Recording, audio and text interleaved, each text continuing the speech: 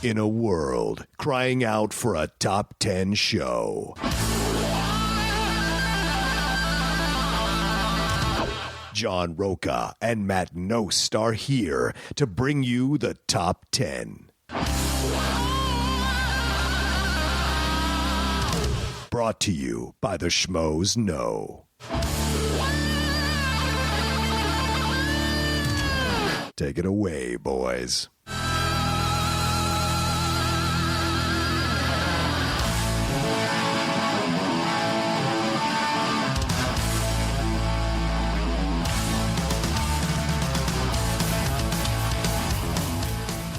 Welcome, everybody, to this week's edition of the Top 10 Show.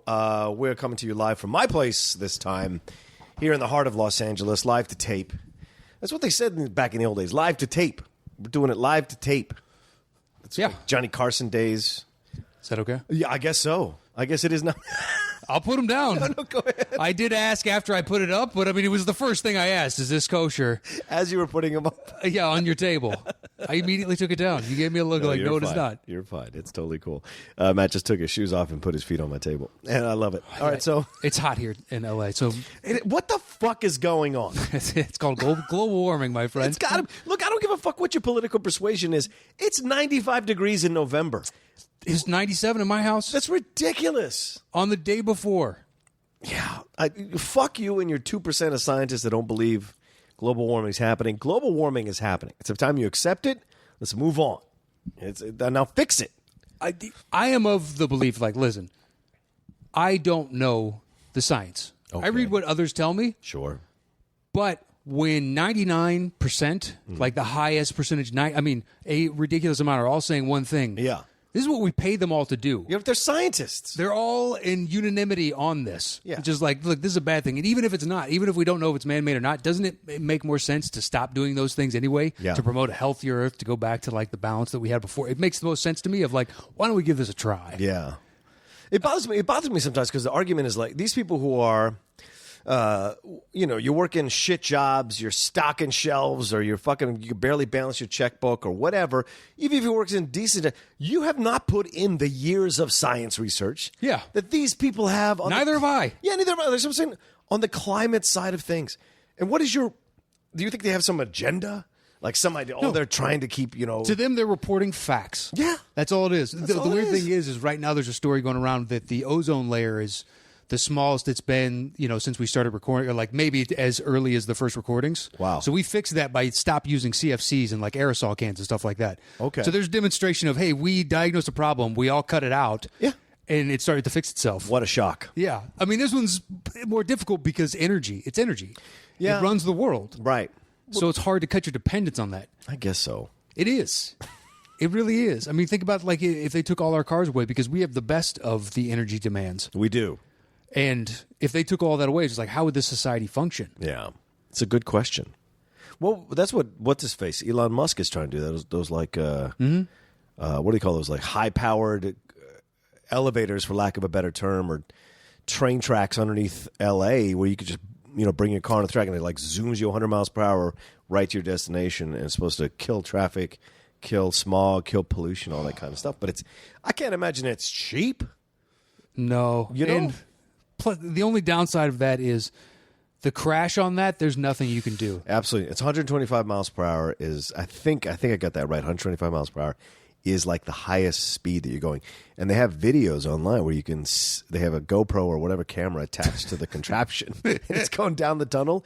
And it's nothing but pure fear as I watch this. Oh, yeah. Pure horror. Yeah. Even though, in a plane, you're just traveling at such a height that it's going so slowly below you. I mean, right. All the other factors I can tune out. You can delude yourself, yeah. If it's 125 miles and it's just like, it's right there, it's a tunnel. Yeah. So it's just doubly the idea that it could collapse, or the idea that if you go flying into a car that's abruptly stopped and you don't know about it, God. you have no way to stop. Nope. Because 125, I'm assuming it's a maglev train, magnetic levitation. Yep. So it's frictionless. Oof. So you're riding on, energy waves. That's all it is.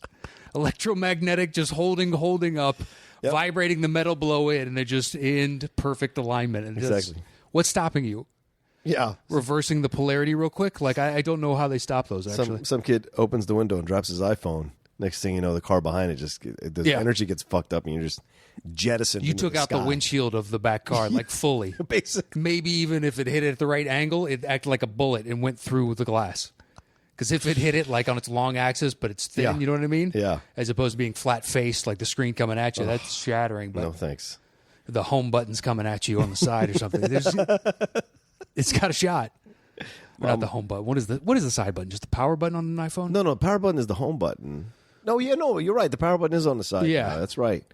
It used to be I think it used to be on the It was on the top. Yeah, the top, right? The smaller ones. I remember that. Ugh, I haven't upgraded yet. I'm not going to do it. I'm not going to do it for a while. I can't do that 10. The 10's $1,000. It's ridiculous. I don't have $1,000 lying around for a They have us over a barrel. And they really know do. it. Mm-hmm. They know it, too. And somehow we allowed this monopoly to grow to this huge size, and now there's nothing you can do about it. So welcome to Statler and Waldorf. We're bitching about the fucking world right now. The weather into some science politics. It was just like it was a nice, like eventually we just gradually brought down our anger. Yeah, that's true. How are you doing? I'm good. Yeah? I'm good. I'm happy to be here. Yeah. To all the fans of State of the End, we're doing the Patreon shout-outs. Yes. Everybody that donated, this is when it's coming. Yeah. And we just wanted to say thank you very much, and to a few other people that have helped us along the way. Mm-hmm. And anyway, so we're just going to get into the show, shall we? Yeah, so let's do it. So this week, because of Coco coming out, and then also because of the Patreon, one of the Boss Hog contributors, patrons, so to speak, Rosa Parra, she asked us to do top 10 Pixar. And normally we would have done it last week, possibly. Yeah. But when we saw this subject come through, this topic come through, we waited a week to do it this week because there's not really much coming out this week. So we thought, well, screw it. This would be a perfect opportunity to do top 10 Pixar and honor her donation on the Boss Hog level. And that goes to show you, we're going to do your topics. Absolutely. Well, plus it also shows, because we said yes and then realized, oh shit, that comes out the same week as the one they just heard. Right. And we said, you know what? If that's what she wants, we already said yes. Yes. So we'll give it to her. And she was like, I still want Pixar. We're like, all right, that's fine. Yep. That's fine. It's one less show topic for us to pick. And you know, I hope you're excited. Yeah. And this is one we haven't done in quite some time. A couple years. It was our highest viewed one on YouTube when we did it on the original incarnation of the show. So I'm looking forward to doing it again, see if anything's moved around. Mine has. Yeah, really? A little bit. Awesome. I didn't even look at my old one because I was like, I'm going to do it. I just know from memory. I didn't look at my fair. old one either. I Fair. just know like that wasn't on there, that wasn't on there, or this was, or something like that. And it still kind of works for us because Coco comes out. They came out last week. As we're recording it, it comes out this week. I've already seen it. It's phenomenal. Oh, yeah? Yeah, it's... I can't include it on the list because I don't want to do any spoilers on the film or whatever, but it's in my top 2 or 3 Pixar movies ever. It's that damn good, and it's really amazing, and there's not a dry eye in the house when the film ends, and there's so much vibrancy to the film. I can't recommend it enough. And if you're going, oh, I don't know how much interest I have in a Mexican culture, trust me, it's about universal themes, universal stories. Listen. It's irrelevant of where it's placed. I've lived within Mexican culture on some level here in Los Angeles and San Diego before. Absolutely. There's a lot to love about Mexican culture. Yeah. And this is what I say, Mexican food is potentially my favorite. Yeah. Like, it's tough to beat, a few other staples, but like as an overall, and I think that's indicative of how good the culture is. Like, look how good they make their food. That's the most easiest way to bond with people. True. It's just like, I want to give you comfort, and who doesn't love, like, when you bite into something, you're like, oh my God, this. I didn't know I had needed this in my life until I had it. Right. I just had these Korean street tacos the other night, and they were to die for. Dude. I love Korean street tacos, but it's been a while since I've had one that just knocked my socks off. Did you do the short rib, or what did you do? Yeah, I think it was short rib. Oh, those are amazing. I know. There's a little kimchi on it, and it's like- so good. It's like eating gum. But They're thank just you, so Mexico. Soft. Yeah. It's so delicious. Yeah. But it's a million things. I think that was the first, I love Mexico. Mm-hmm. They're nice people. They've got good food. And that's all. I've always done that. They've got good food. Yeah. What's not to like about a culture that has good food? Yeah. And this is a film that spans generations within the film itself. It's in present day of what you're watching it, but it spans generations. Did you see Book of Life? I did. And Okay. people I liked it. Yeah, and people make the comparison. The only thing that is the same in both movies is it's during the celebration of the Day of the Dead. Yeah. That's it. Dia de los Muertos. Dia de los Muertos. Very well done, yes. And that's the only thing that's the common. Hablo un poquito español. Mi problema es no recuerdo mucho de universidad. De la universidad. There you go. Good. That's a good article you threw in there. La Universidad helps. I don't know if you use that in the everyday or if that's like one of those you always do or people actually only, No, you always do it. With the university, you always do. La Universidad, yeah. Give a little respect. No, I appreciate it. It was very well done. I understood everything you said, so you've got it. You're on pace. Yeah. I know. I remember specific things, but I know how to say phrases like that because over the years, it's just like, I just need to remember this because... Yeah. Like the random things like Soñador stands out. And I remember To Dream. Yep. And for some reason, like, Pixar and a few others, like the difference in knowing and understanding and believing and stuff like that. But I told you in the past, like conjugating for the past tense, the two, I can't remember what I can't. Past imperfect? And Peterative or whatever. I can't do it. You do it intuitively. Yeah, I had to learn it, and I was like, I was with you guys until this, and now it's like English where it's arbitrary, and you just need to know it on some level. And I was like, oh, man. Yeah, I think I cheated myself out when I was in high school because I just would take Spanish classes, and I already fucking knew it. You dick. I know, just to get an easy A or B, and that was stupid. I should have taken French or German, which was offered as well, just because I could learn another language. Yeah. But I was such an idiot that I didn't do that, so... But you probably would have picked up Italian pretty quick. The regrets of life. Yeah, sure. I would have done Italian really quick as well. Yeah. I do that when I walk in all the time. You got to, literally, you got to speak with your hands. After being there for a month, that is definitely a thing. Everything is a... Oh, yeah? I haggled on the jacket eventually by the last week, and I went to the lady, and I just was like... 80, like trying to talk her down, but I was doing the same thing she was doing back at me, like trying to give her the passion that she was expecting. I've been around for a month. It's just like, I get what you're saying. You just gravitate to it. Nothing wrong with that. That's where my Spanish helped. I could understand and say certain things, but I could understand if they talk to me and be like, okay, I think I know what you're talking about. Just slowly, please. Despacio. Whatever that is. Yes, slow. Anyway. You can hear the... Yeah. We chose Pixar. Top 10 Pixar films. We do that too easily sometimes. We slide in and out. Anyway, so we're going to jump on this. Matt, how was this list for you? Was this easy for you to make? Or No. Okay. There's so many good movies, dude. There's a ton of good movies. And you could have your own personal experiences with it, which is what elevates it at a certain level without a doubt in the numbers. Yeah, it's a fascinating list to create. And there's also certain things that was made after us that appeal to a different generation, and they have a love for it that doesn't resonate with me because I didn't get it at the age you got it, where it's like this pristine thing. Yeah, because it doesn't. It's made for kids, and it's just like that doesn't really resonate as well with me because the others are made for kids and adults. Right. And I'm experiencing them as well. It's kind of an adult. Well, I had two of my friends who were massive Pixar fans, and so I texted them my list yesterday. And we got into a back and forth for 4 hours about it's inevitable placing what where and why and the arguments and the anger and like not in a negative way angry, but like passionate anger about like, no, you're crazy. It should be this. It should be here. It's like, well, no, why? That makes no sense to me. Why do you like this storyline? Blah, blah, blah. Yeah. So there's so much great that I enjoyed about discussing it. So I'm looking forward to our list here. Matt, you want to tell them how the show works? Once John and I, we set a topic, we go our separate ways. We create individual top 10 lists. We show back up here. I do my bottom 3. He does his bottom 3. I do my next 2. He does his next 2. Then we trade one apiece. Once we revealed our personal top 10 list, we create the shows between the two of us. Okay. Give me some of this, motherfucker. Yeah. Give me some of this, motherfucker. Love it. Got it. That's the first time he's ever been happy about it. Yeah, exactly. That was just like, he was rattling off. Once I got into it, I was like, well, I got this. Easy peasy. I can't wait till we play those team action motherfuckers. We are rounding into form, boys. Get ready, Ben and Andrew. It ain't far. Get ready, Your time boys. is coming. Oh. I was about to say something. I love it. There's a guy that messaged us. I think he's a patron. And he was like, dude, I've turned on so many people to this. And he was like going down the list of all the people that now listen that thanks to him. And he's like, I tried to get my dad. And my dad was like, yeah, can they go a show without going 2 sentences in with dropping F word? And I was like, dude, is it that bad? I'm sure it's bad. I'm sure it's bad. Have we cussed already? Oh, I just did a fucking... I was like, give me 3, motherfucker. Fair. And as soon as I said it, I was like, okay, well, I didn't need to say it, but that's what I felt. That was the passion in the moment. Well, that's right. Well, to any fathers who are listening, we apologize. To us, the word isn't as a negative connotation as it was in your day. That's how we treat it. Just think we're saying smurfing every time we say that. Smurf you. Smurf it. Mother Smurfer. Yeah. Okay. So, all right. Do you want to kick us off? Yeah, it was a tough list, and I know we're going to have a punt right off the bat. Oh, wow. Okay. So I'm just going to say it, and you're going to give me a shitty look. Sure.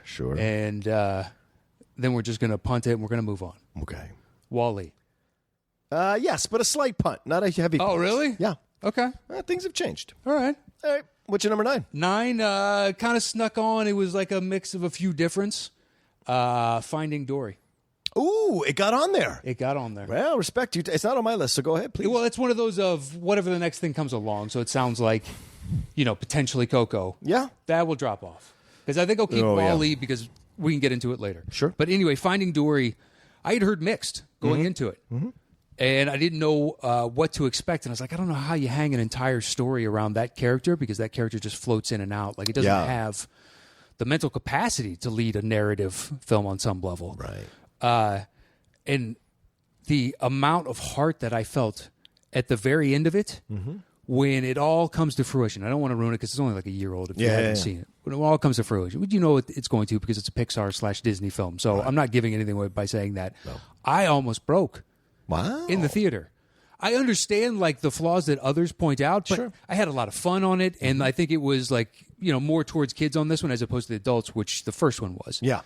And I appreciate it for the moments where they still tried to get us and the fun they brought with like Ed O'Neill's character with the octopus. The octopus, yeah. That was great. Does he have a standalone movie coming? No. Because I easily could see that potentially. He's got a gang of buddies and they go out and they have mischief and fun. Yeah. And between those two, I just thoroughly enjoyed the living hell out of the movie. And I walked out and I talked to somebody afterwards and they're like, yeah, I could not wait for that to end. And I was like, are you kidding me? I mean, I understand the ending goes a little long. Right. Just a little bit of like they're just nonstop chasing. It's like, okay, But at the same time, I still appreciated the overall arc and journey of the movie. Yeah.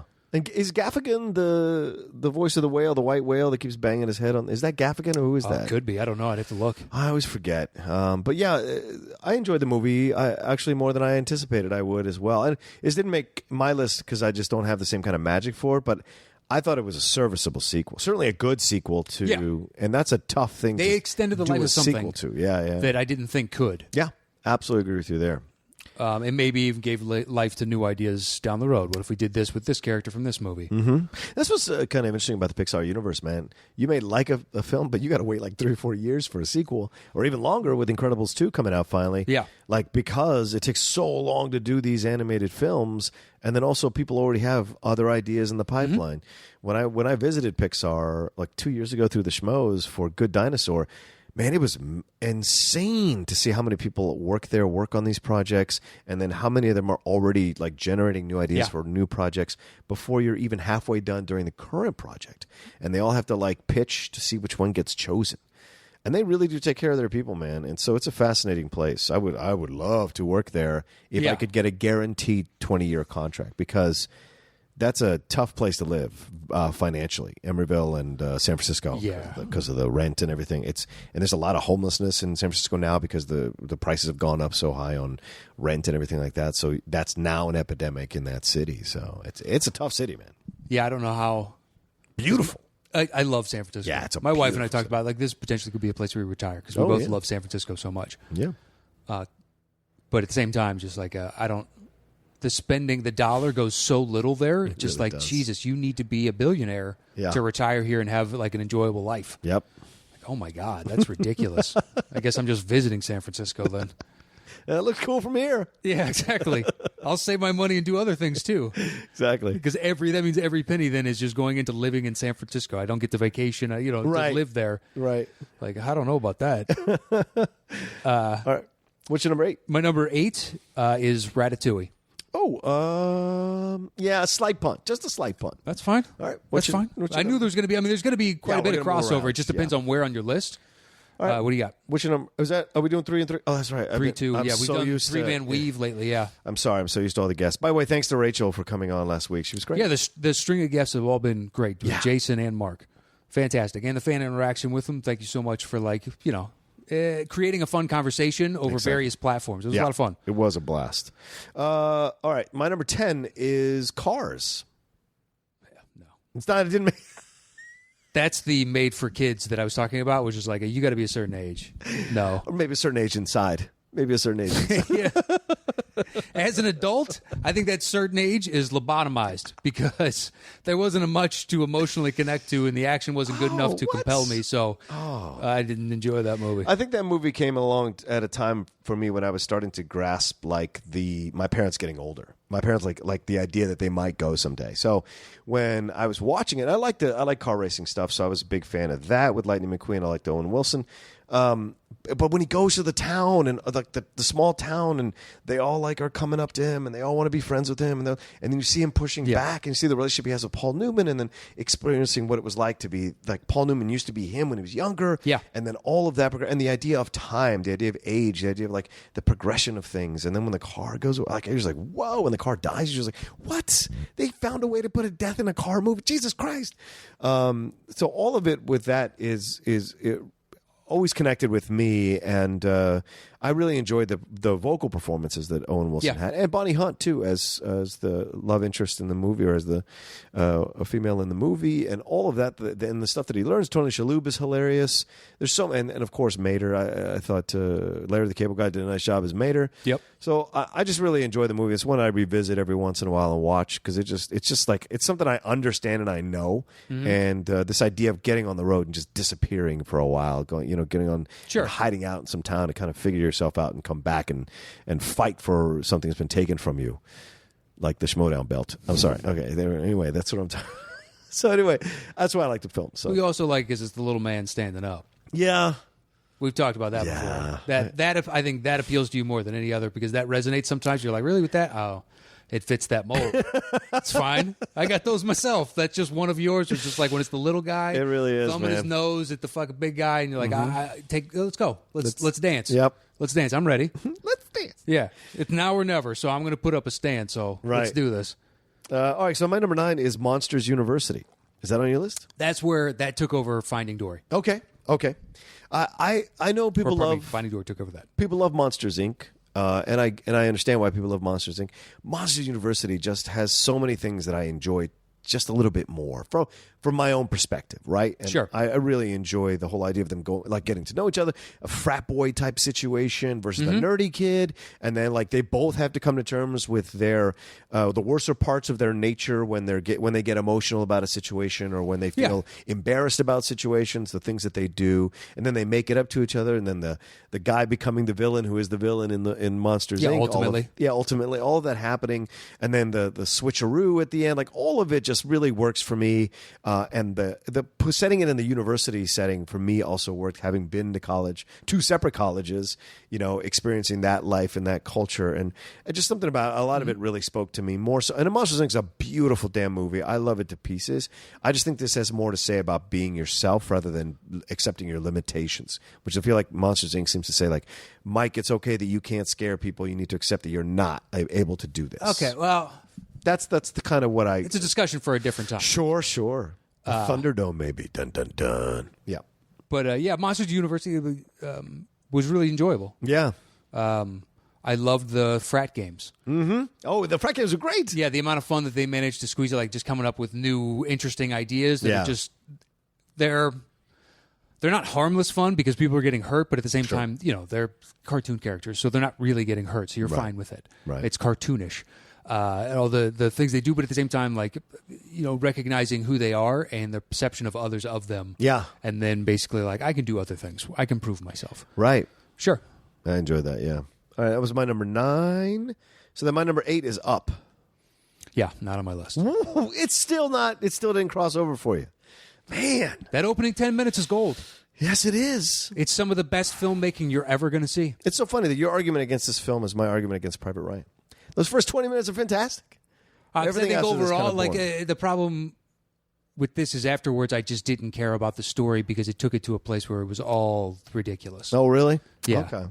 Well, I enjoyed it because it's him trying to figure out his life. It's him trying to understand how to let go of death and how to let go of his wife and move on, right? And you see it coming through, and sometimes you need somebody to come in and kind of shake up your world because you think you can just wallow in your pity, wallow in your sadness, and in the end, it's not what someone you love who has died like unexpectedly wants for you. They want you to move on. They want you to embrace your life. They want you to live. Yeah, they want you to live. They want you to be happy and savor the time that you did have with them while they were on the planet. And so that's what I enjoyed about it. And the kid is so perfectly annoying yet sweet at the same time, because he just wants to connect with this old guy. And Ed Asner does great voiceover work. Then you have the dog, and then he has to confront Christopher Plummer, and this whole idea of him being this hero. Once again, it's his ideas, and this comes through a lot in these films, the idea of what the hero actually is versus what you think the hero is, and that gets exposed all the time in these Pixar movies. It does play out through a lot of Pixar movies, the idea that the hero is not what you think it is.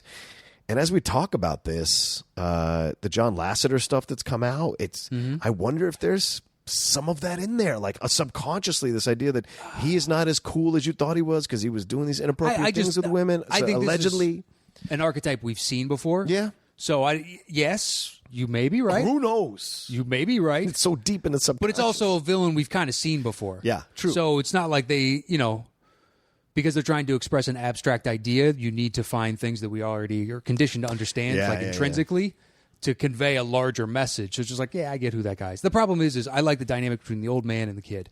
Yeah. The dogs annoyed the living shit out of me.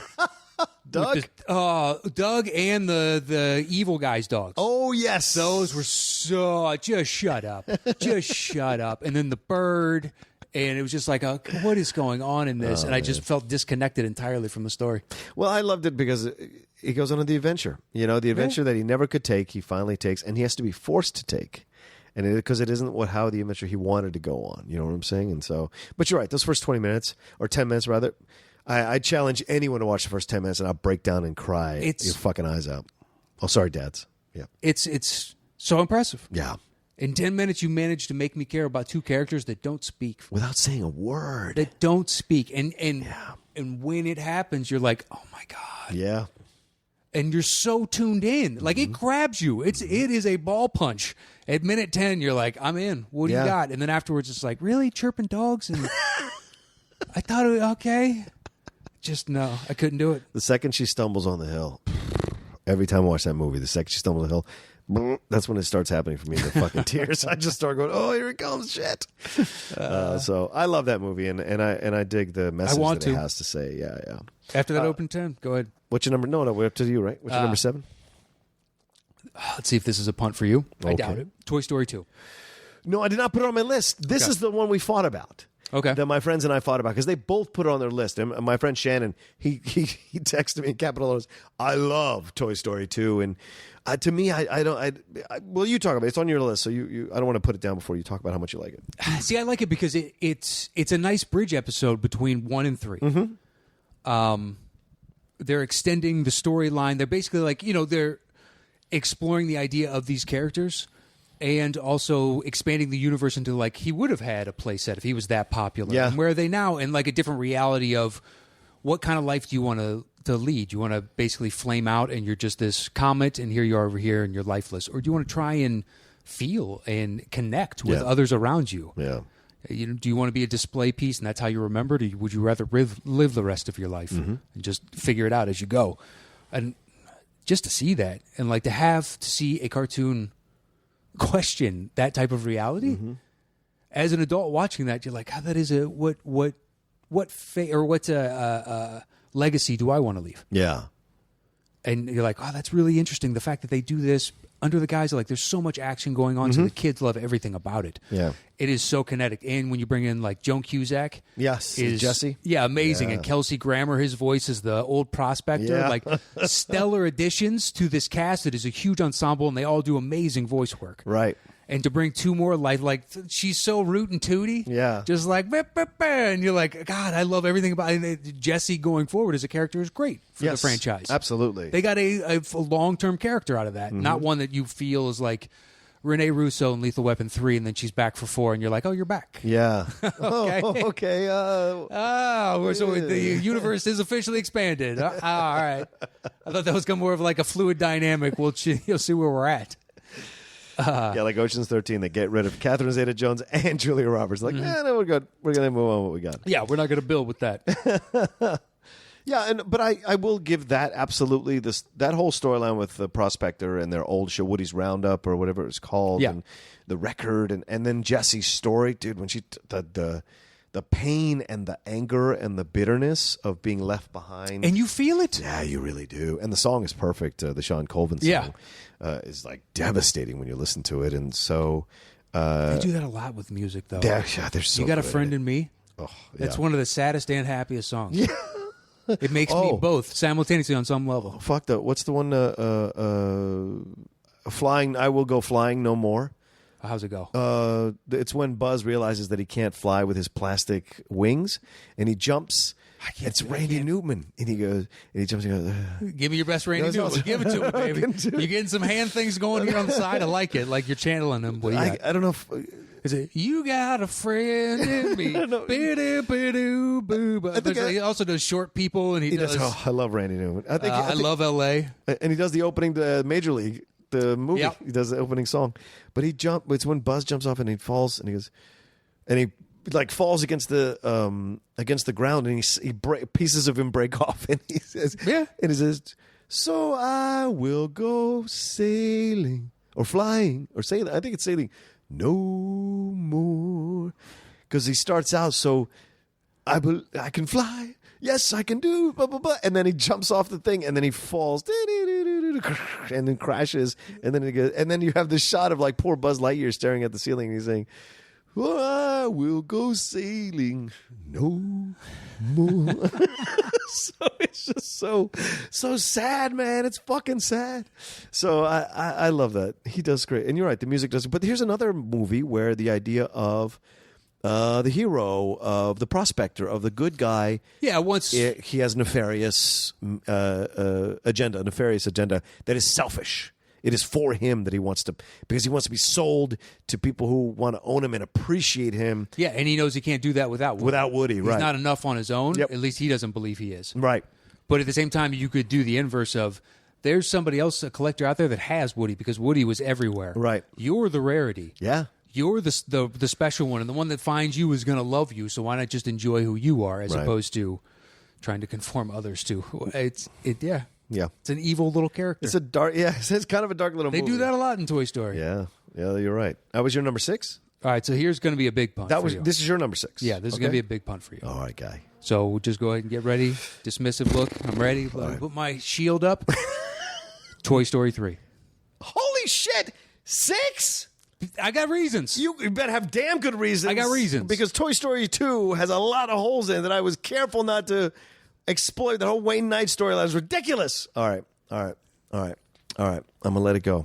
That's your number 6. Listen. Punt. You have Cars on your list. Hey, you have 10, Cars on your list. 10. I don't care. It shouldn't make a legitimate Pixar list. How dare you? Of any person age us and older. It just shouldn't. And you damn well know it. For some reason, it resonates with you and nobody else our age. I took A Bug's Life out. Yeah, you're right. I took A Bug's Life. I put Cars in there. All right, that's your number. That was your number 6, right? That was my number 7 is WALL-E. So what we punted from earlier. Okay. It's a beautiful movie, man. And how can I say this correctly? It's a movie that I enjoy, and then as I've watched it more recently, as I've gotten older, I can find the holes in it a little more obviously now, and so I don't love it as much as I did before, like in my top 5, top 3, because of too much of it is coming true. So for me, it's a little bit unsettling to watch the film now. It's not as enjoyable as I enjoyed it before. But the love story still works for me with Wally and Eva or Eve, whatever Jason Inman wants to say.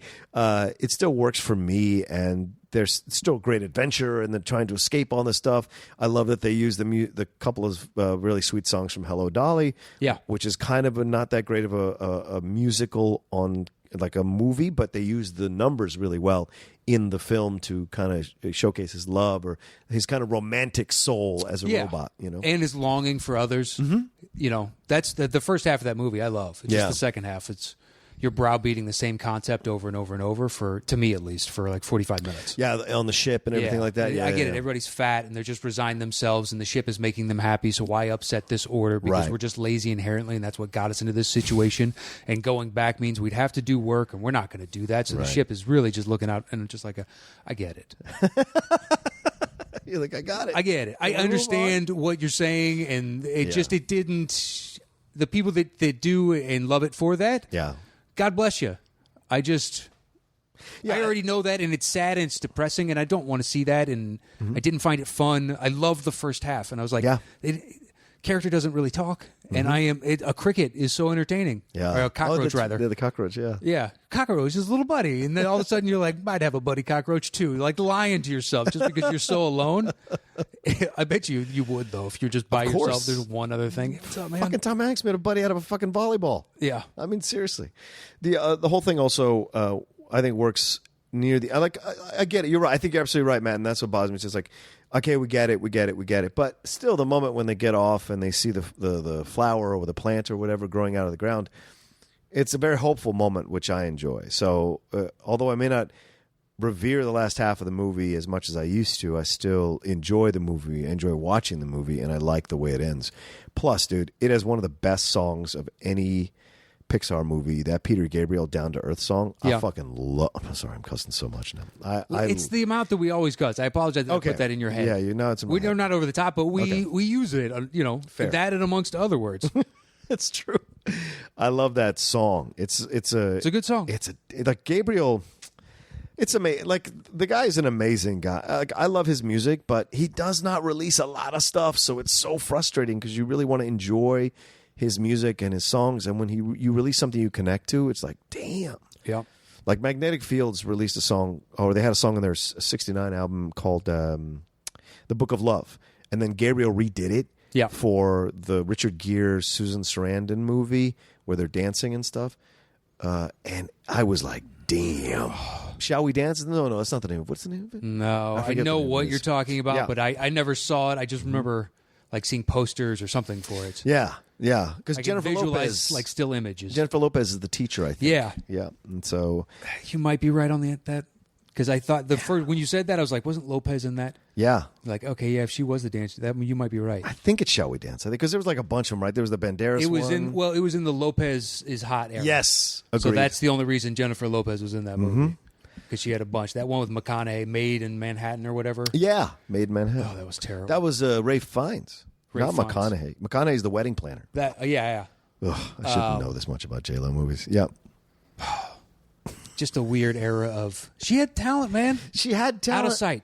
Yes. Out of Sight and Selena. Two best things she ever did. After that, it was her ego that got the best of her, and you could see in the performances that she was never going to... She didn't put the same kind of hunger and effort to create the characters that she did in those two movies of Selena and Out of Sight. Yeah. Soderbergh brought out the best in her, like he brought out the best in Roberts. Roberts has never been better since Brockovich. True. It's just the truth. Yeah, to me, right. I'd have to think about it. Okay. Maybe. But I don't know. I can't recall anything. A large part like that? I doubt it. Yeah. Smaller parts where she maybe isn't the lead or something like that? I'm not sure. I didn't see August Osage County, so maybe she was great in that. I don't know. But those are the things, and same thing. Yeah, J-Lo doing all the, but then she did all those terrible movies. And Enough. It's the fallacy that people try to have us believe in the world now, in the celebrity world, that she's still in demand. She hasn't had a hit song in a decade. No. Or a hit movie in a decade. But she does well with her clothing line. She does well with these other side businesses, and she's still a thing. It's like Alba. Alba has no business still being talked about, but she has that company, so she makes her money. But which makes her a celebrity. She's a marginal actress at best. Yeah. Where were we after we went on that tirade? Was it my turn still? Yeah, I believe so. Okay, I said Wall-E. Oh, so my number 6 is Ratatouille. Okay.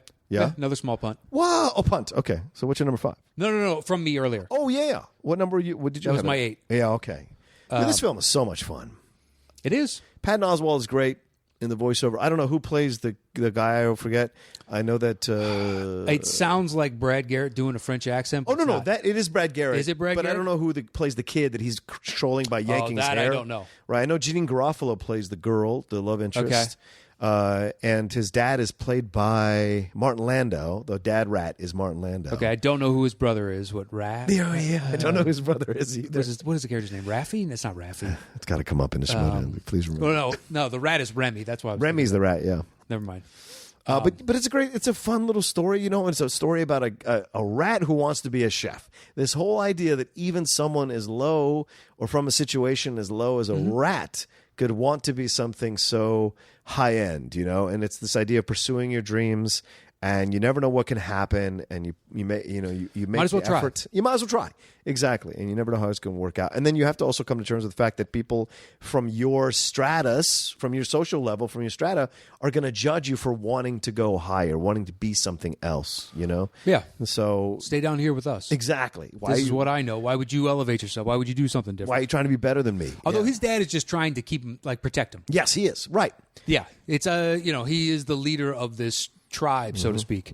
That's what he becomes the food sniffer to see if it has poison, because he stops his dad from eating that apple early on. He's like, this is what my gift, and I'm doing this, and they're checking it. And he keeps, at one point, he's like going down the line of no poison, whatever, and he keeps saying the same thing but different, and he has to explain to some guy at one point because he only says half a phrase. That's right. But we as an audience know what it is. I can't remember what it is. But the guy was like, what? And he's like, as in, blah, blah, blah, blah, just move it.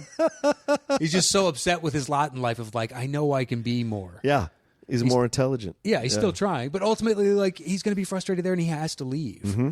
He can't take that for his life. It's fine. Everybody else seems to be happy, so good. Yeah, and the thing is, once he gets up there, there's so many great adventures in the kitchen with all those characters. The guy who runs the kitchen is really funny, the little small French guy, and then you have him having Napoleonic complex. Yeah. Then you have Even though Napoleon wasn't short. It wasn't short. No, that's just the What? He was of average height of his time. Stop it. I believe so. 5'5"? In my head, he's 5'6", 7". What? Something like that. Then no one should call him short. Well, That it's makes just no sense. through time, that's what he got stuck with. So they just started calling him short, and I guess it pissed him off. I might be screwing that part of it, but I know I read not too long ago that he is, for his time period, of basically average height. Wow. He wasn't some freakishly 5 foot and everybody else is 6 foot kind of height. But that's what he is to time now, or to history. What's wrong with that guy? Yeah. That's what he is, though. It's a great character. Complex. Yeah. All the little different chefs within the kitchen. You get sous chef, and you got this chef, and a small... did they have a sommelier? Probably not. At least, but they didn't call it out. Oh, I don't know if they did, But a head chef. I'm trying to think of all the different names that I know that he rattles off when Remy shows up. I'm like, lots of this when he's talking to the ghost of French Brad Garrett. What is the character's name? Clouseau's? Sure. Something like that. And they used to be 5-star, now they're 3-star because he just died and it's customary to lose a star on death. So in the Michelin world, something like that. But he's the one telling him, you got to follow your dreams. You got to do this. It's just his inner monologue. Yeah, exactly. Compelling him to do what he should be doing. Exactly. And then you have the food critic, the Peter O'Toole character, who is everyone's so afraid of, and then he eats the ratatouille and it brings him back to being a child. That's a great moment in a Pixar movie, man. Yeah. Just immediately you get it, because we've all had that experience where something we taste, smell, see, or experience with one of our senses brings us back to being a child. Well, smell, when he pulls it up, smell is the strongest olfactory sense. Mm-hmm. That one sparks a memory faster than any other. Yeah. So when and it's instant, I was like, they looked that up. Yeah. Someone advised them on it and said, actually it'd be this. It'd make more sense if you did this. Right. And they're like, okay. Yeah. Or they already knew that and they put it in, just like, wow. Yeah. Because it spark it. He goes back to the little kid, and he looks like he's basically dead on the inside. Yeah. He has been for 25 years. Right. And then suddenly when they cut back to him, there's a little spark to life. It took him back. I just love the idea that a critic has that much power. Everybody's cowering. What's he going to say? And the food world still does, and the fashion world still does, I guess. But not in the movie world, not like it used to be anymore. No, but I think Rotten Tomatoes and everything else. Fashion, it will probably die down as well. Food world, you can't really hit up every restaurant. So you need those people. Yeah, you do, because it's expensive. Mm-hmm. To eat out that much at all those nice places, who can do that? No shit. All right, what's your number 5? My number 5, and this is where it got tough. Here we go. So it got the placement for me at 5 because I've seen it the least, but I could easily see it climbing over the years, Inside Out. That's my number 4. Okay. Man, that's a good movie. It's so good. Right? It's so good. When I came down of Coco, I was like, now, where do I put, do I move Inside Out down? Do I put it? Man, it was tough, and that movie is really, really, really good. I think in 5 years' time, that one will move up. Yep. And then 5 years after that, that one will move up. Yeah. Just the ideas that they express within that and how they show someone maturing and the idea of the brain fracturing off parts. Yeah. And it just goes off to die, and you're like, for some people it does. Yep. and I could see where this could be potentially for this. And you're like, what a great expression of that idea, so kids can understand as well. Yeah. Like the losing parts of yourself. And then it's fine because you grow. That's part of life. Yeah. Like I moved a lot as a kid, so I resonated with that as well. Gotcha. I moved 5-6 times. Wow. So you go to a new area and you're like, I don't know anybody, and I miss my friends at the other one. And to see that, and you're like, you do kind of lose parts of yourself as you're going on. And like, take her to the moon. Yeah. Oh. Oh my God. It's an imaginary character. It's an imaginary I know, character. dude. I know. It's a doubly mad. That's a double entendre, like a triple entendre. Whatever the fuck that is. That works on like that's a pun on a pun or a joke on a joke. Like, oh my God, it works. Yeah. Gotta take her to do it, dude. Take her to the moon. I went to see this at the El Cap with my friend. Oh, a few of us went, but my friend Sarah was sitting next to me. She had purposely gotten extra napkins because she had a feeling, and when that moment happened, I fucking lost it. Just lost it. And she was like dabbing my face for the next 10 minutes because I just couldn't control it. And it was like I saw it happening and I literally muttered under my breath, "Don't you fucking dare," is what I said under my breath. And a child in an El Capitan theater with children around me, I said under my breath, and then it happened and I was like, no.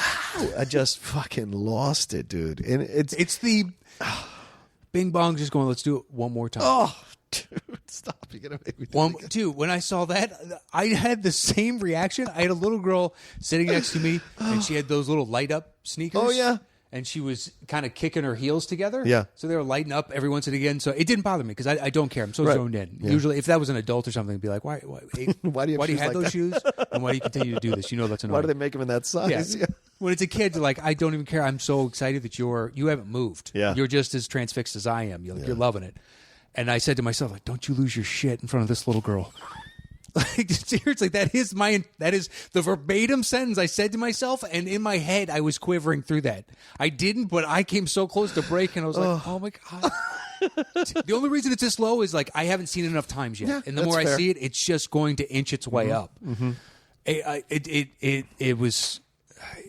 It's so much fun in certain spots going through the abstract like thought. Yeah. And that part of like they need to clean the junk out, so they just turn it on. Yeah. And all the stupid things. Why your mind sometimes plays, triple that gumbo. Yeah. This again. Just this, it had great little like universal quirks that they just worked into and clearing out the old memory. Like, do you remember this now? It's just right down the line. It's like, man, that's true. The older I get, the less and less I remember. And just like somebody's just mowing down with a shop brilliant. vac. It's brilliant, man. And the whole idea that like it can't just be good all the time. Nope. Like that the good can be always have a little bit of sadness to it that doesn't make it negative. Doesn't make it a bad memory. It makes it a more full experience. Yep. A richer, like you understand things at a more complex level. You're growing up. Right. It's an adult idea of like some of my happy memories are mixed with sadness or mixed with all kinds of different emotions because of everything I was going through at those moments. Exactly. It's brilliant in that way too. Also, when you see the adult versions of the emotional controls, and she's looking at us. What are we supposed to say? Well, say something nice. Say something sweet. La, la, la. And then her. Oh my God! I can't believe this. He's such an idiot. He's such an like. It's great to see the adult versions of these emotional centers as well. And then, and they go to like the dogs. Yeah, the dog. Go to the cat and go to. Like all kinds of different people as they go through. Yeah, but then they get really dark because the girl, she steals the credit card and is gonna like run away on the bus. And, dude, when Family Island is crumbling, I just like don't do it. Yeah, don't do it. Get off this bus, dude. Like make a serious change in your life. Yeah, when Joy knew she had to hand over the keys to sadness. Yeah, just like you have compassion and I don't have that. Yeah, like not to the degree you do, where you can sit down and empathize with somebody and it makes them feel better and makes them a better person. Yep. Like, it's good to be happy, but compassion and empathy is that's a more endearing or better way to go through life. Mm-hmm. You trust those people more. You do. The ones who've been in the pits, you trust them more because if they've climbed out of it, because they know, and they know the words to use to talk to you about it, and so there's just an inherent connection to that kind of stuff. Rather than someone who's bubbly all the time, I just can't. I saw someone for a while and like she said to me one time, I was like, how can you be happy all the time? Like, you're just so bubbly all the time. Don't you get worried? And she's like, if I stop moving, if I even take a second to not be this way, that's when the darkness creeps in. And I was like, fuck, that's no way to go through life. No, but I know people like that. Yeah, exactly. It's essentially the inside out situation. Sadness has not yet gotten into the happy to understand that they have to work together, you know? Yeah. It was an insane thing to hear. Like, I was like, wow, that's... I know people that have like crippling depression and stuff. You're like, man, I've had depression. I can't imagine what that is like. Well, you know. Just uncontrolled. Yeah, I mean, I've been, you know. It was the worst. The 6 months I had it, Matt, crippling is the exact word for it.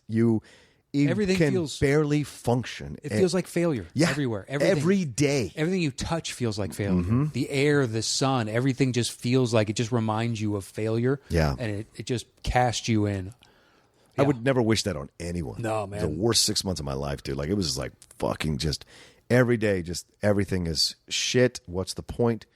And then you have to fight to just leave the house and go to work. Yep. Or do anything or record our shows. Like, it was just nuts. To live. Yeah, to live. To live. So, to win the Schmodown. So, anyway, yeah, so there you go. Somebody's got something on the brain. What number was that one? That was my 5. What's your 5? My 4. So, then my 5 is Toy Story. Oh, wow. We're saving that. Wow. Okay. What's your number? That was our... Okay, we'll get to it. We're going to have a battle. What's your number 4? My 4 is Finding Nemo.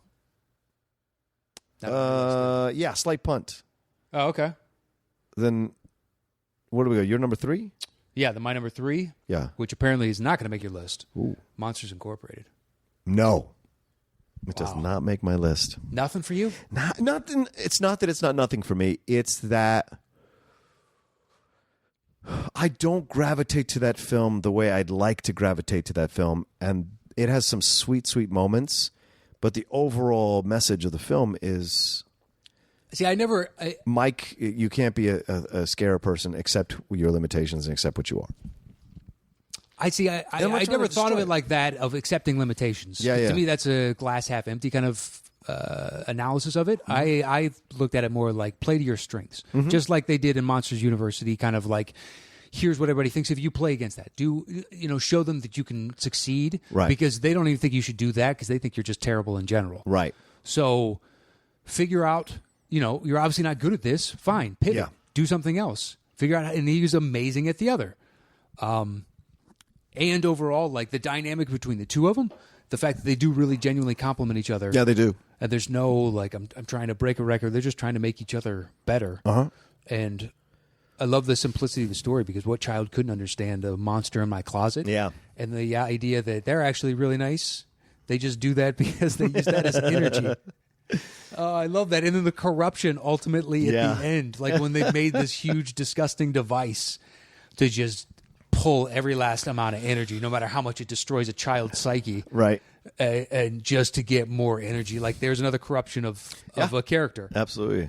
I just loved it overall. I thought it was a beautiful portrayal of their world and the rules of their world. And identified with all these like weird characters and They made so many different kinds of monsters. It was great too. It wasn't like there was just one species of. Everybody was completely different for the most part. What was the name of the girl?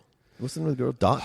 I know it was Tilly voiced it, but you're talking about the girl with the. Oh, you're talking about the little girl? The little girl. Oh, that Boo. Boo. Okay. Whew. And then I thought you were talking about. No, listen. I'm. Anything can come up. So I have to always keep it in my mind. Oh, okay. Yeah. I'm prepping. I'm always prepping. It's a terrible life I have Rocky in now. your head 24/7, huh? It really is. It's terrible. It's like the 5th time it's come up. You don't want to see the emotional centers in my brain. It's the worst. It's just movie trivia all the time. No, but it's a very sweet story, man. I mean, like her and their connection and, him like, being touched by her first and also like it's breaking down these walls that you've been told are the differences between two species in essence. Yes. And how you can come together and actually break down those walls and achieve a better understanding and then a very sweet, almost love story, not in a way that's romantic, but love story in that they love her and to protect her and take care of her. They do. And she loves them. And as she gets older, is she going to forget them? I don't know. who knows? It's also a good. Is it a bing bong situation? It's a good example for like a friendship for kids Yeah. to see and to learn. Yeah. So like you need to trust others to better yourself. Yeah. Yeah. And you're bettering them by doing that. Yeah. Like you're helping them. It's symbiotic. I also loved the action sequences, like following the doors and trying to find her again as they're going through. And what's the character? Is it Randall? What is the character's name that can the camouflage? Steve Buscemi? Yeah. As they're fighting him and going around this great chaotic set of just, it looks like a dry cleaner, but they're all doors just flying on some huge conveyor, and there's a million of them, and it's one of the most unique action sequences within film that I can recall. Yeah. And that's what I love about animation sometimes. It's not the absurdity, it's the, what if we took let's create a different scene that you could never see, but it's not stupid. Right. It's not so over the top that it's unbelievable. Like this, I could see this in a million live action movies if they could pull it off. Yeah. It wouldn't be near as good. Yeah. So overall, I just, from the first time, and the reason it places so high on my list is just rewatchability. Fair. You can pop this in. That's ultimately like Pixar for me is like they're insanely good. Yeah. They convey an emotional message on top of they're really entertaining and fun and kinetic and enjoyable. So for me, Monsters Inc. really does that. Okay. Yeah. That was your number 3, right? That was my 3. So my 3 is The Incredibles. That's my 2. Okay. Whew. The most rewatchable. That film is great. Top to bottom. Yeah. It's one of my favorite superhero films. Syndrome is a great villain in this movie. It's a fun villain, dark, really unsettlingly dark villain. And there's so much humor around this movie. And then also the idea of like, what if you're past it? What do you do when you're past it? Or you feel like you're past it? Like, do you have to be put out to pasture? And what's your responsibility to your family? What's your family's responsibility to you? And then all coming together. Because the thing is, and I don't know this from experience in terms of having my own family, in terms of a wife and child, but like children, but like, I'm sure everything is ups and downs in a family, and you have those moments where you're like fracturing, and then something happens to bring you all together and remember why you love each other as much as a family, been there for each other, support each other. Yeah. And this movie really takes advantage of that as it's happening. To an amazing degree. Yeah, really. And populated with fantastic characters. Like Frozone is great. Samuel L. Jackson's character, whoever, Enid, is that the costume designer? Mole. I know who you're talking about, the fashion designer. Yeah. Enith. Yeah, because it's based on Edith Head, I think. But Brad Bird does the voice, and I think it's darling. You put on some weight. No darling. Capes. No and then capes, the sequence darling. of the caped superheroes. It's such a great. That's brilliant. There are claims of plagiarism because Brad Bird may have stolen that from like some other comic book. Oh, really? From a few years before. Who knows? Maybe. Or maybe he never, it just, parallel thinking. Right. But if it's not mainstream, then what are we talking about? I don't know. I just remember it cropped up a couple of years ago, and I was like, oh, I'd never heard that before, and they had like this and this. Right. And I was like, all right, But at the same time, like it falls into the, unfortunately, the good borrow, the great steal. Yeah. So he just saw an idea and used it, and it's 7 seconds, 10 seconds in the movie. It's not really... there's so much more. If you took that out, that doesn't depreciate my value or love of this movie. And it's such an Edna E. Mode is her name. Edna, okay. Yeah, and it's such an interesting movie in this way because of the casting too. Like Holly Hunter and Craig T. Nelson, great voiceover work, but the girl is Sarah Vowell, who is a writer. So how did you even get the audition? Like, what did you even occur?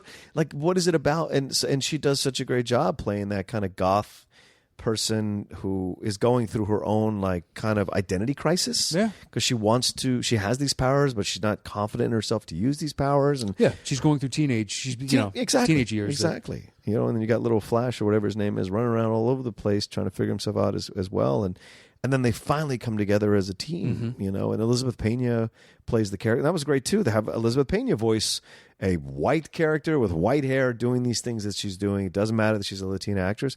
They cast her to do the voice. It was great. It was perfect. Yeah. Perfect. I know since the last time we talked about this, because I was like, I love, to me, what made me fall in love with the movie are all the details. Yeah. All the extra love and the thought they put into just the world around it. So it felt so complete.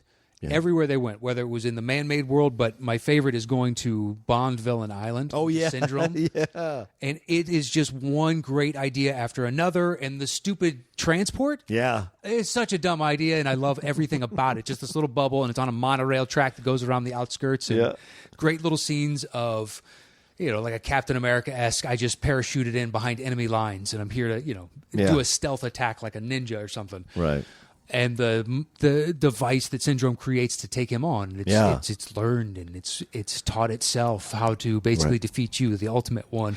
Which is what's happening now in video games. The video games they come out with now, at least the sports ones, they adapt as you play it to your style of playing.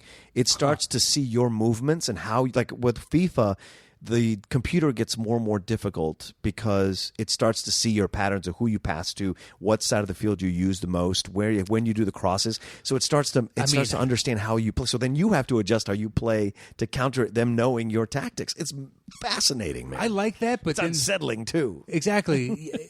The next one comes out before you've gotten like just legit where you like, all right, what else you got? I'll keep trying to adjust. That makes it a job almost. It is, man. That's why I only buy one now. I used to buy 4 sports games a year. I only buy one, Matt. I don't have time. Yeah. To spend to figure this to all get shit. like great at it. I used to play Call of Duty with one buddy. Oh, yeah. And we were good, but then there are people that are just like obscene and like, I don't even know how much you have to play to be that good at this. Like a crazy, hours? ridiculous. And also the visuals in this movie are amazing, Matt. Like the cascading wall of like lava. That's or what I was whatever. saying. The Bond, when it opens up. Yeah. What I said before, and I was like, I don't even know if metal can withstand that kind of heat. And then some dude replied with like, actually, these 4 to 5 easily could, or something like that, tungsten or tungsten, maybe carbide or steel or something. Right. You're like, okay, I didn't know that at the time. I don't know the melting point of various metals. I just like that you're inquisitive about it. I just accepted it. You're a science guy, what you so do. for you. Yeah, that's what you do with movie trivia. Yeah. I do that with factoids on that and basketball and a few other things. It's just like, that sticks in my head. In history, it serves no real purpose other than breaking it out in conversation. Well, it makes you sound intelligent, and that's a good thing. Exactly. Sound is the key. Sound. Well, I didn't mean it in a negative way, but all right. But yeah, within Incredibles, on that island, like all those little details, and I love that Buddy becomes Syndrome. Yes. And the character, oh man, because he was flawed, ultimately is flawed, even though he thinks he's trying to rid the world of superheroes. So we're all equal, but really, it seems like you're just going to put yourself in a dictatorship over the rest of us. Well, it's also because you're jealous that you weren't accepted. So you can cloak your nefarious intentions in good intentions, but the truth is that you have nefarious intentions. And it's not like Mr. Incredible was magnanimous when he dismissed him. No. He was wrong on his own, just like this is a kid. You need to treat it, but it's like, you got to get out of here. You're going to get hurt. You're going to get hurt. Right. And he's right. He's not wrong. It's just like from the kid's perspective, he got chastised, and he also knows he failed, and it's a melting pot of bad. Right. What was the name of the French bomb guy at the beginning? What's the... such a great name. It wasn't like something ridiculous like La Bombe. It was... Do you want me to repeat the question? Do you remember it? No, I don't remember. That's why I asked you. Shoot. What is that? I know you're looking it up. I am. I won't say it until you tell me to say it. Once I find it. What is his name? No, I don't see Bombs it. Away. No. I don't see Damn it. I just found it. It's a good one, too. It's a great one. Yeah, give it to me. I'm not going to pull it. Bon Voyage. Bon Voyage. Damn it. I knew it was something like that, and you hear it, and you're like, that's a great stupid That's so perfect, Bon Voyage. And if the next one is successful enough, Frozone could get his own spinoff. Yeah, why not? Like, you could easily. This turns into a franchise now for Pixar. Absolutely. I mean, it's smart to start where you left, which is with Jack, with all this different That's powers. the other thing I love about this movie. The baby doesn't know what it is yet. No. So that's why it goes through all those iterations of... It's just like it's trying to figure out who it is, so it could be any of these things. Yeah. Like, that's a great, Which, if you've ever been around a moody baby, that is a microcosm of what that experience is like. Sometimes. It starts to yell, throw things. I don't know what you want. You go crazy. It doesn't Don't know know what you want. You're a baby. It doesn't know Deal what it with wants. Oh. All right, so that was my number 3. That was your number 2. Uh-huh. So then my number 2 is Finding Nemo. Okay. And what number my 4? Okay, you're 4. Oh, this movie still does it for me, man.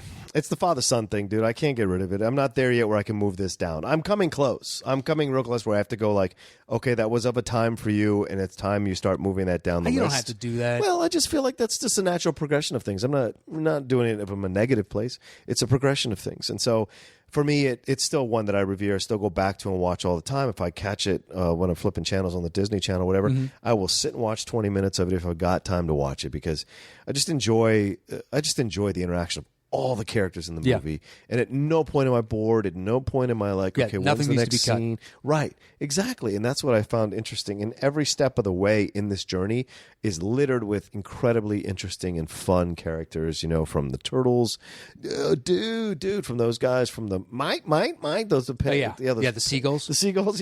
Yeah, all that shit. The crap. Get in my mouth. The pelican. The Moody. What? Yeah, that's right.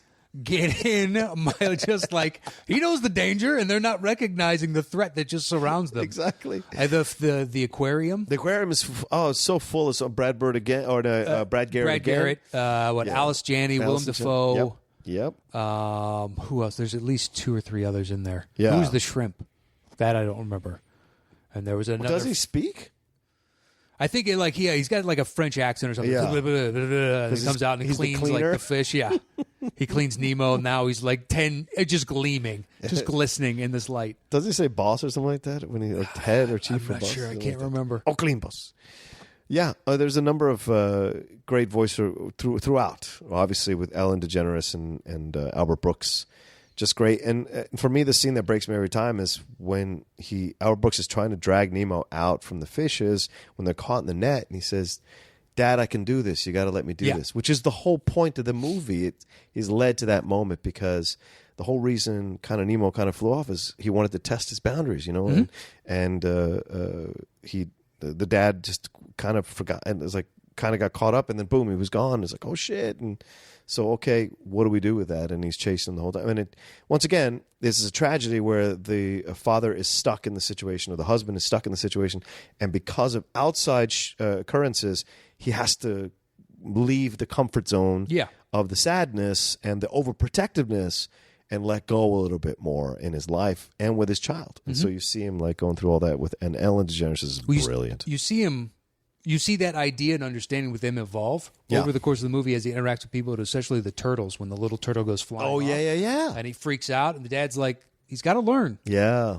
And look, if it goes bad for him, I will go back and get him. Right. But he needs to learn to do this on his own and know that he can do it, not be afraid. Yeah. And it's a pivotal moment for him to be like, wow, I'm not sure if I'm there yet, because eventually he has that, but that was in like the middle of the second act, or towards the end of the second. Like, so it was long enough to where when it paid off, like he had gone through enough to know that is something he should have learned, and you need to trust in your son. He's growing up. He's becoming a man. Exactly. You have to allow him to, spread his wings. That's why so to speak. That's why I'd be the worst dad. Like my nephew, when I went to visit him, like when he was 2 years old for Christmas, he did something, and I went to go pick him up, and my sister goes, "No." He started to cry, and I went to go get him. My sister goes, "Stop it." Yeah. He's got to learn to get up on his own. It's true. And I was like, I was going insane sitting there being unable to help this child to stand up so he'd stop crying. But eventually he figured it out and stood up, and then he went and hugged his mom and was like, "See, you can do it. You can do it." And I was like, you don't always have to cry. You got to learn. My 4-year-old nephew's really good about that. Like my sister started early on. Oh, nice. With her and her husband just going like, doing a positive encouragement of like, you know, big boys don't cry. Look at you. You're a big boy. Yeah. And he would just be like stiff upper lip. And now he does that. So when he does cry, you're like, oh, he hurt himself. Yeah. You know it's legit. Yeah. He doesn't cry. It's very rare for him to cry like just out of like he's tired or anything like that. He'll shut down and become, less talkative. But he's not going to just be like, just pitch a fit out of nowhere, which is great. Right. All right, so what's your number 2? Is that that was my number? We already did my 2 Incredibles. So then we're at your number 1. My number 1, which used to be our collective number 1. Used to be. That's where it should be still. What's that? Which is Toy Story. The first one? Yes. Okay. Without that, none of these exist. All right. You know it. Sure. That is undeniably true. Okay. That is a bona fide fact. I'm just restating the same thing over and over again to somehow bolster my case because it's an opinion show. That is fact. I keep waiting for the second point to come. No.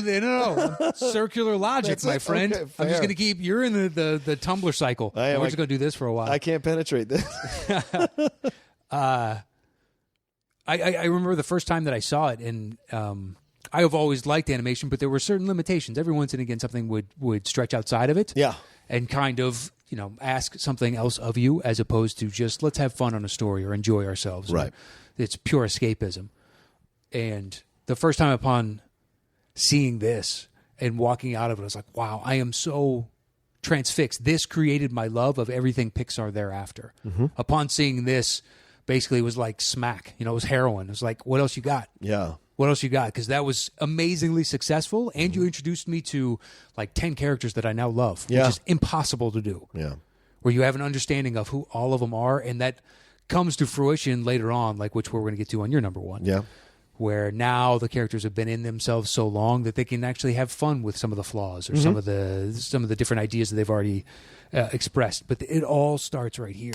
Yeah, no doubt, and it showed you their attention to detail. Yep. Their ability to create these incredible characters out of something simple like toys that you've seen growing up your entire life. Something you've dismissed and looked past. 10 years of your life. I mean, and then cast the right voiceover characters. Actors rather, to like Don Rickles playing Mr. Potato Head is everything. Yeah. Jim Varney playing the dog. John Ratzenberg playing the what is he? I forget what he plays, but then you get Wallace Shawn playing T-Rex. Ratzenberg does the piggy bank. Oh, the piggy bank, yes. All of that, and then you have Annie Potts doing Bo Peep. So you have all these different, really great actors voiceovering the characters and giving them life. Inconceivable does the T-Rex, does it not? Wallace Shawn. There you go. Yeah. Does the T-Rex. Yeah. Also, all of that you see, and then they give them all separate subplots that they're confronting in their own lives as toys to mirror what's happening with Woody. And then you have this very realistic idea of what happens when the new thing comes along and threatens to replace you. Yeah. How are you going to act? Do you have enough self-confidence, self-esteem, so whatever it is to like be like, hey, I know the value I bring to the table. 100%. And Woody doesn't. Woody is very... he's never had a question. Yeah, exactly. Which is easy to do when you're riding high and he's always kissing your ass. When you're captain of the football squad. Yeah. Because there's never been another superior athlete coming in your orbit.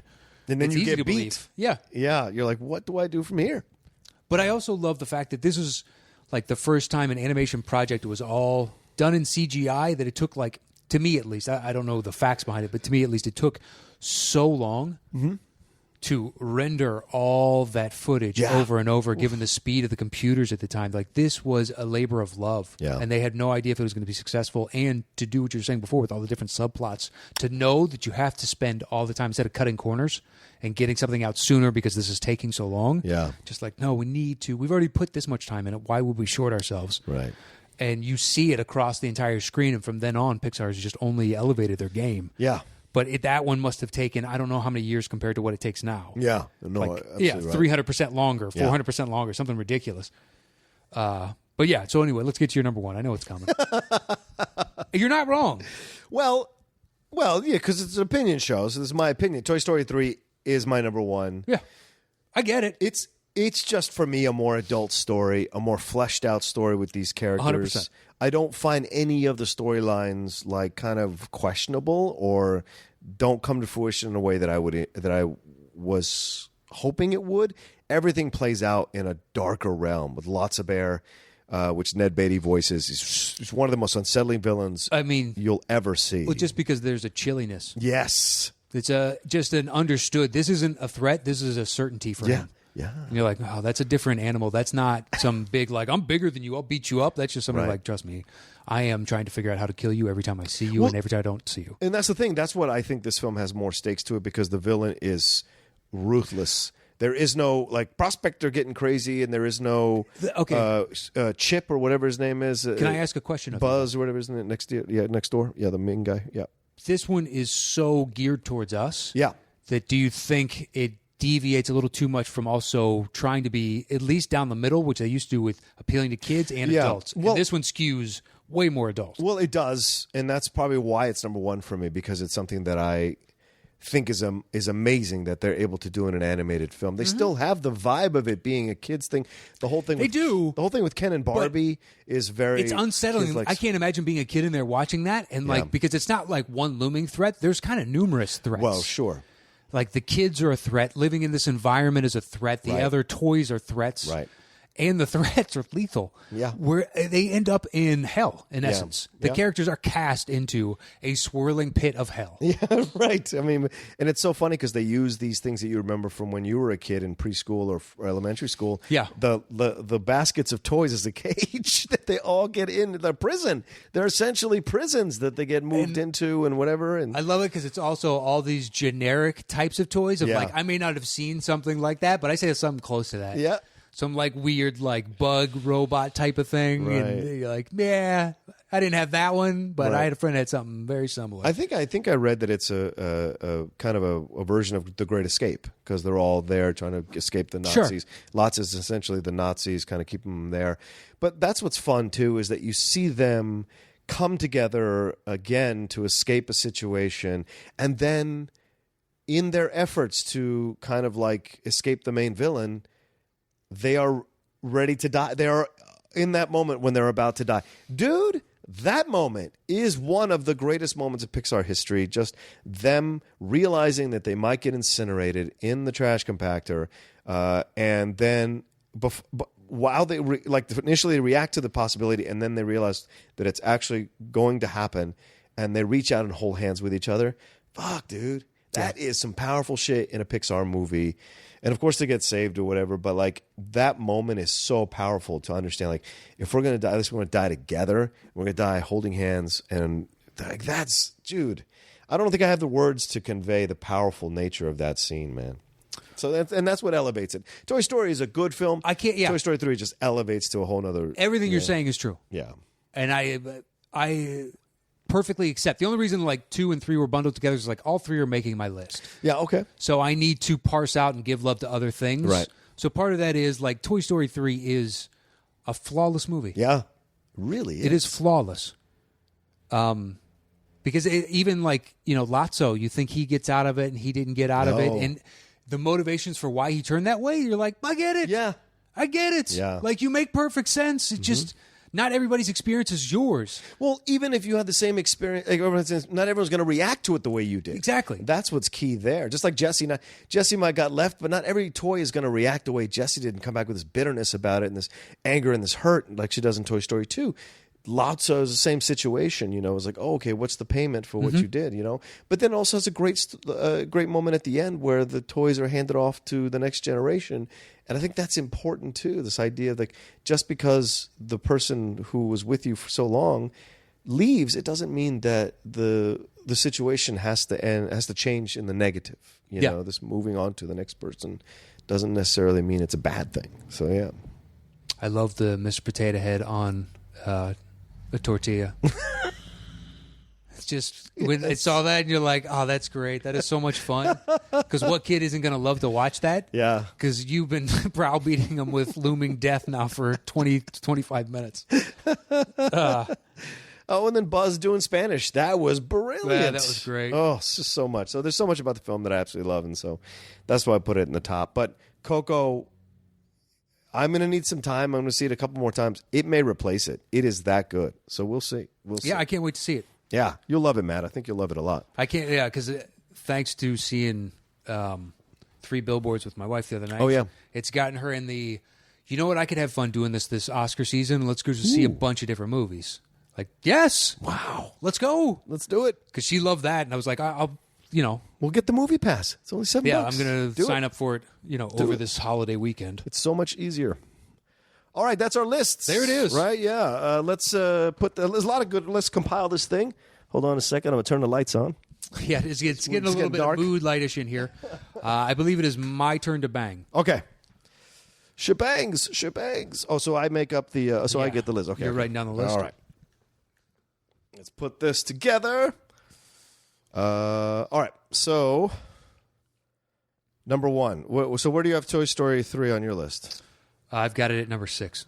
Okay. Where do you have Toy Story? 1, 2, 3, 4, 5. You bastard. Buy one, baby. You bastard. Well, we're doing Toy Story, then Toy Story 3, it looks like. You're a bastard. All right. That makes sense. All right, so what do you have next? I got Incredibles at 2. Okay, I have it at 3, so that makes... Where do you have Nemo? I have Nemo at 2. I got that at 4. All right, you've really... Listen, you're the one that changed your number 1. Then we'd be haggling about who got number 2. Well, I'm sorry I wanted to move on, and grow. Way to flip that back on me. You turn into a mirror real quick. Look at yourself, buddy. Hey, come on, look at yourself. All right, what do you have next? Inside Out, right? Monsters Inc. at 3. Where do you have Inside Out? Ooh, Inside Out's 4 for me. Where do you have it? 5. Where do you got? You don't have Monsters? Okay, I don't Inside have Out. Monsters Inc. All right. So then we'll put Monsters Inc. next, or what do we have next? Because I have Toy Story next. We already have Toy Story. Yeah, that's what I'm saying. And we got Nemo, Monsters, Inside Out, Incredibles, Toy Story 3 on there. So we're at number 7? Yeah, we're at 1, 2, 3, 4, 5, 6. We're at 6. Right? Because we put Toy Story, Finding Nemo, Incredibles, Inside Out. Yeah. And Toy Story 3, yeah. Where's Toy Story 3? It's number 2, right? Number 2, yeah. Yeah. So we got 6.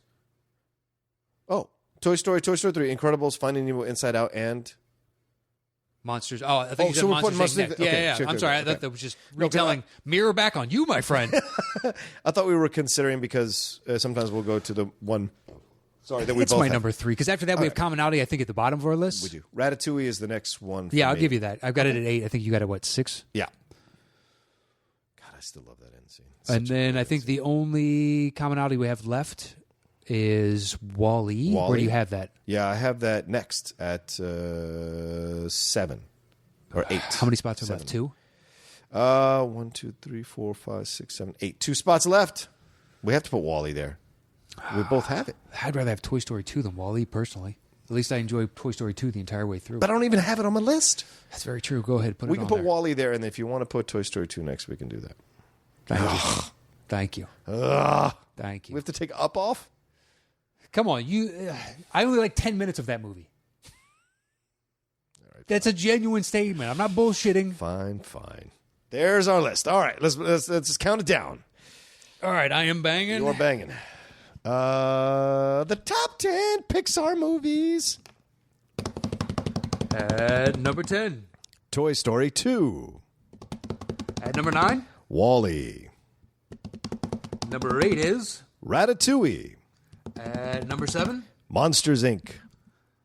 Number 6. Inside Out. Starting our top 5 is Finding Nemo. Wait. Have I got this wrong? 1, 2, 3, 4, 5, 6, 7, 8, 9.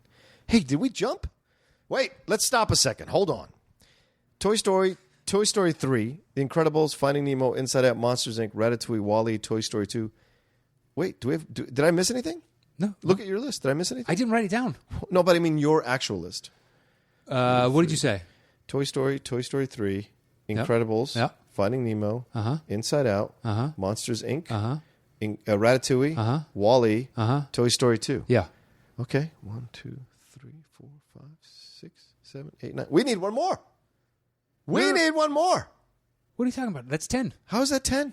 Because you have one extra. There's a... I have Monsters University, Up, and Cars. That's what I've left on my list. Oh, let me see here. Yeah.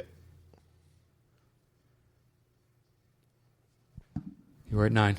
Put whatever you want on there. Okay. We're at 9. I'm going to put Up. Boom. All right, let's do this again. Okay. I'll edit it out. I promise. Leave it in. Leave it in? Leave it All in. right. This is what happens sometimes. Flaws and all. You ready? Yeah, let's do this. The top 10 Pixar movies revised. At number 10. Up. Are we sure about number 10? Yes, we are. At number 9. Toy Story 2. At 8. Wall-E. Coming in at number 7. Ratatouille. At number 6. Monsters, Inc. In our top 5. Inside Out. And number 4. Finding Nemo. Coming in at the 3 spot. The Incredibles. In Los Dos. Toy Story 3. And finally, our number 1 Pixar movie is... Toy Story. There it is. It's a good list. Look at that. That's amazing that one studio has put out that many excellent movies. I mean, they hadn't had a bad movie till Cars 2. And then Cars 2 really has kind of screwed them over a little bit. What?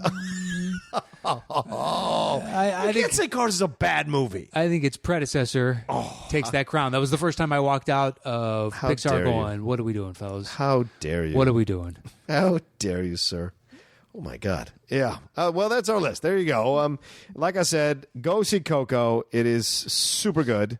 And you got that? Yes. Okay. So, and now I think are we going to do the Patreon shout-outs now? Patreon shout-outs. Yeah. So this is everybody that donated $5 and up. Wow. So the $1 people, thank you very much. But, that was part of the fine print. It wasn't even fine. It's the description of it. We thank you. When honestly, we thank you immensely. I'm not depreciating what you did. No. Big word. But we just said $5 and up, you get your name shouted out on the show. And okay. So be it. How are we going to do this? One at a time? Sure. All right. Go ahead. All right, so our shout-out starting from the top, and this is, so parenthetically, you'll see every once and again, the person didn't have like a full name or something, and that was what best I could piece together from the email address. Sounds good. Other times it was, I don't think I could have gotten it. Okay. So number one is Mike Barrington. And then Dylan Steiner.